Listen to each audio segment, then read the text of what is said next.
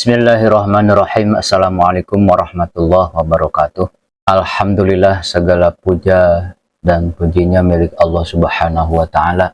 Sholawat dan salam juga kita hadirkan kepada Rasulullah Shallallahu Alaihi Wasallam. Alhamdulillah, di malam ini kita akan membahas surah Al-Muzammil ayat 1 sampai 7. Saudaraku semuanya, sebelum membahas, silahkan menulis salawat di kolom komentar dengan harapan kita dapat syafaat dari baginda Nabi Muhammad sallallahu alaihi wasallam. Allahumma sholli ala Sayyidina Muhammad. Kita lanjut ke surah Al-Muzammil. A'udzubillahi minasyaitonir rajim. Bismillahirrahmanirrahim. Ya ayyuhal muzammil.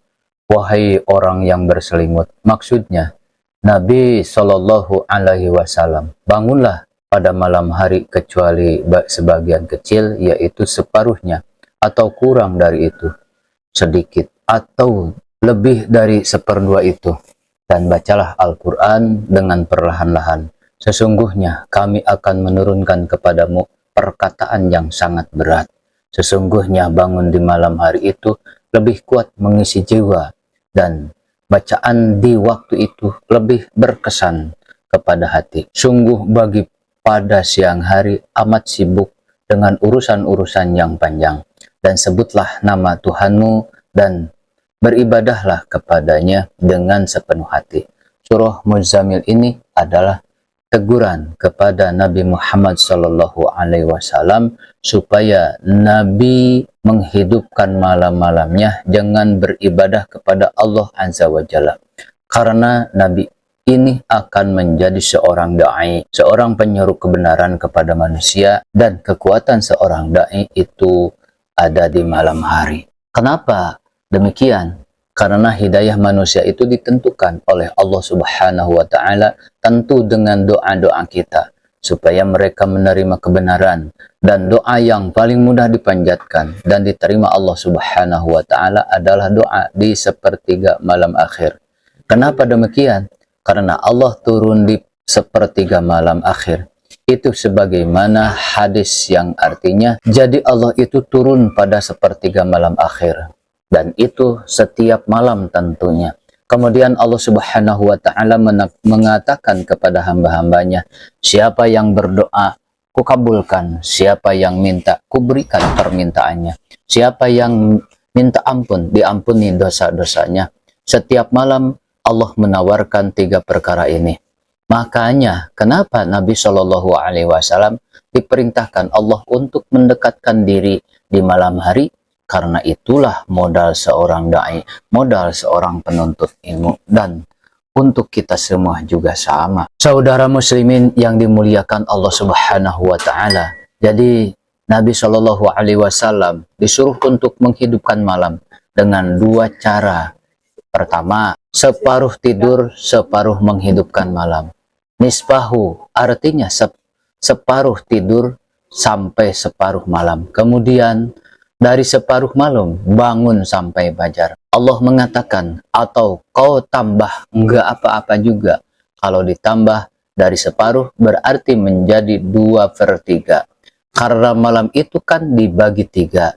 Ada sepertiga malam awal, ada sepertiga malam tengah, ada sepertiga malam akhir. Dan malam dimulai dari terbenamnya matahari sampai terbit fajar. Berarti sepertiga malam awal dari maghrib ke isya, sepertiga malam tengah dari isya ke pertengahan malam. Baru kemudian sepertiga malam akhir sampai fajar. Kata para ulama, maksudnya Nabi Shallallahu Alaihi Wasallam boleh tidur di waktu malam itu, menghabiskan waktunya separuh malam atau sepertiga malam. Baru setelah itu bangun. Berarti cara tidurnya Nabi Shallallahu Alaihi Wasallam, habis isya tidur, kemudian jam 12 bangun, kemudian tidur lagi sampai fajar. Itu cara Nabi Shallallahu Alaihi Wasallam. Tiap malam Nabi Shallallahu Alaihi Wasallam salat malam itu sampai kakinya pecah-pecah. Sampai-sampai Aisyah radhiyallahu an protes pada Rasulullah Shallallahu Alaihi Wasallam, ya Rasulullah, kenapa kau tidak mencukupkan dengan sholat yang wajib saja? Bukankah engkau ini sudah diampuni dosa yang telah, yang sedang, dan yang akan datang. Tapi Nabi Shallallahu Alaihi Wasallam mengatakan, ya Aisyah, afala akunu abdan syakura, salahkah saya menjadi hamba Allah yang bersyukur? Makanya Rasulullah Shallallahu Alaihi Wasallam sampai meninggal tidak pernah meninggalkan yang dinamakannya qiyamul lail. Saudara muslimin, yang karena qiyamul lail itu tidak mesti tahajud. Saudara berdoa di malam hari itu termasuk qiyamul lail. Kemudian membaca istighfar itu termasuk qiyamul lail. Kemudian membaca Al-Quran itu termasuk juga qiyamul lail. Kemudian berzikir, kemudian berwudu itu termasuk qiyamul lail. Termasuk juga salat qiyamul lail. Jadi qiyamul lail itu sifatnya umum. Beda kalau kita katakan tahajud, berarti dia khusus sholat malam. Perhatikan hadis Nabi Shallallahu Alaihi Wasallam mengatakan yang dikeluarkan Imam Abi Daud, yang artinya barang siapa yang salat isya berjamaah seolah-olah dia menghidupkan separuh malamnya. Tapi barang siapa yang salat isya berjamaah plus dengan subuh berjamaah, maka seolah-olah Anda menghidupkan malam itu dengan qiyamul lail sepenuhnya. Kenapa? Karena sholat isya berjamaah separuh malam, kita dapat sholat subuh berjamaah separuh malam. Jadi kalau digabungkan satu malam suntuk, seolah-olah kita ini tidak tidur beribadah semalam suntuk. Bayangkan hanya melaksanakan dua salat ini saja, salat isya berjamaah, salat subuh berjamaah, kemudian lebihnya saudara tidur, itu sudah dicatat saudara qiyamul lail semalam suntuk. Mulai terbenam matahari sampai terbit fajar, luar biasa itu kan. Perhatikan satu hadis yang sering kita dengar. Nabi mengatakan, jadi setan itu akan datang kepada kita setiap hendak tidur. Kemudian dia akan membawa tali, lalu mengikat tengkuk kita 3 ikatan.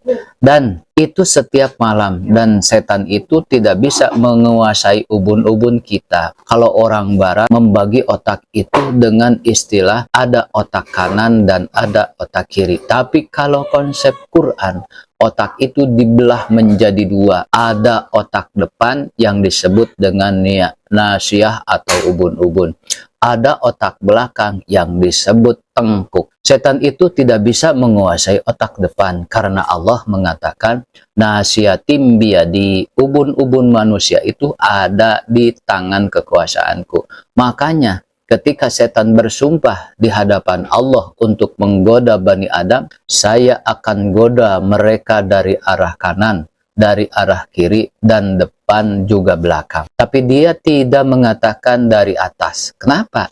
Karena ubun-ubun tidak bisa dikuasai setan. Setan itu hanya bisa menguasai tengkuk. Dari belakang, setan mengikat 3 ikatan. Setiap setan mengikat tengkuk kita 1 ikatan, maka setan mantra-mantra dengan mengatakan, lailun tawilun farqud, malam masih panjang, tidurlah, itulah mantranya. Tetapi Nabi kita Shallallahu Alaihi Wasallam, kalau terbangun seseorang beriman, kemudian dia berzikir kepada Allah, maka hilanglah 1 ikatan.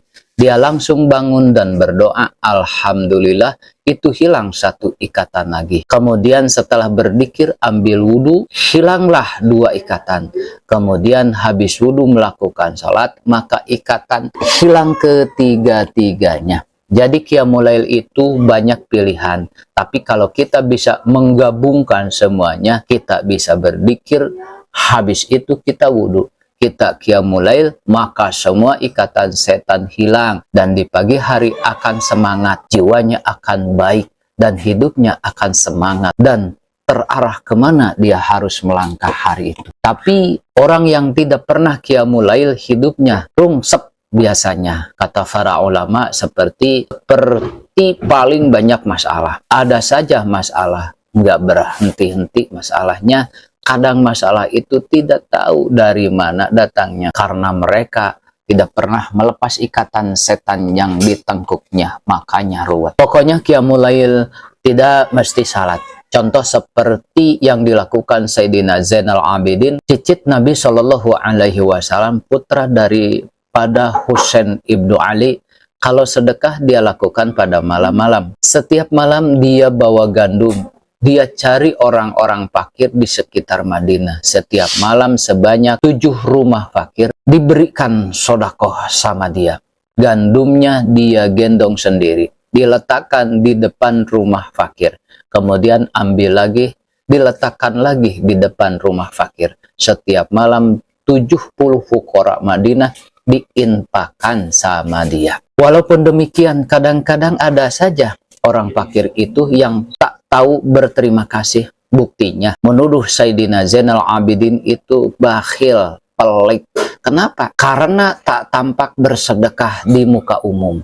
Padahal setiap malam dia gendong gandum. Karena Sayyidina Zainal Abidin tidak memberinya secara terang-terangan, maka orang-orang menganggap dia itu bakhil, pelit. Kalau orang kaya sekarang kan bagi-bagi rezeki pasti mau dipiralkan. Sayyidina Zainal Abidin ketahuan rajin infak itu setelah dia meninggal. Jadi dikasih tahu sama orang yang memandikannya bahwa punggungnya itu rusak karena setiap malam bawa gandum. Dan terbukti setelah dia meninggal tidak ada satu gandum yang ada di depan rumah orang fakir tersebut. Berarti tahu selama ini siapa yang infak kepada mereka. Sayyidina Zainal Abidin melakukan infak di malam hari itu salah satu bentuk Qiyamul Lail juga, karena inti Qiyamul Lail itu kita bangun dalam rangka mendekatkan diri kepada Allah Subhanahu wa Ta'ala. Ma'asyiral muslimin yang dimuliakan Allah Subhanahu wa Ta'ala, kita akan masuk ke kisah orang salehah. Dahulu zaman salaf ada seorang budak perempuan milik Alhan ibnu Saleh ibnu Huy. Budak perempuan ini selalu membangunkan tuanya kalau sudah datang sepertiga malam akhir. Dibangunkan itu tuan-tuanya, keluarganya, tuanya di rumah salat malam, dan memang keluarganya Alhan ibnu Saleh, istrinya dan anak-anaknya salat malam. Dan yang membangunkan ini biasanya budak wanitanya itu. Dan kalau sudah semua tuan-tuannya salat, barulah dia melaksanakan salat. Entah kepepet atau entah apa, Alhan ibnu Saleh ini akhirnya menjual budak wanita itu. Padahal itu sebagai alarm. Budak itu dijual kepada keluarga yang tidak pernah salat malam. Budak ini selalu bangun di sepertiga malam karena kebiasaannya di keluarga Alhan ibnu Saleh. Begitu datang di sepertiga malam, maka dia menggedor pintu kamar tuanya. Wahai tuan, bangun, waktunya salat malam. Tapi tidak ada satupun yang bangun. Kemudian budak itu nanya, apa kalian nggak pernah sholat malam? Maka mereka jawab, iya, kami tidak pernah sholat malam. Kami cukupkan dengan sholat subuh saja. Dari situ dia nangis, kemudian mencela dirinya sendiri. Lalu dia datang kepada majikannya yang pertama, namanya Hasan ibnu Saleh tersebut, dan berkata, kenapa engkau jual saya kepada keluarga yang jelek akhlaknya? Katanya, kata Hasan ibnu Saleh, kenapa emangnya? Budak itu menjawab, mereka gak pernah sholat malam. Bayangkan, orang dulu, orang yang gak sholat malam itu dibilang keluarga jelek. Kalau sekarang kira-kira apa sebutannya?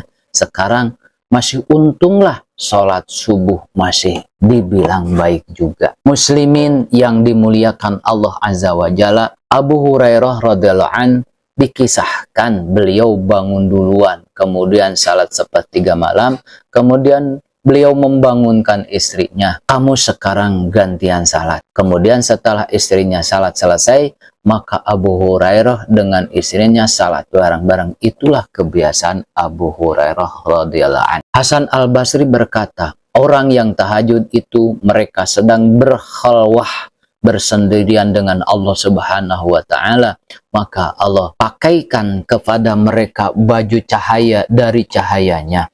Makanya lihat orang-orang yang suka tahajud itu wajahnya bersih. Saudara semuanya, itulah yang bisa saya sampaikan. Semoga bermanfaat. Jika menurut saudara isi dari video ini memberikan motivasi bagus, maka silahkan like, share, subscribe, dan bagikan kepada saudara-saudara. Semoga bangsa Indonesia tercinta ini menjadi lebih menuju dalam kebaikan. Wassalamualaikum warahmatullahi wabarakatuh.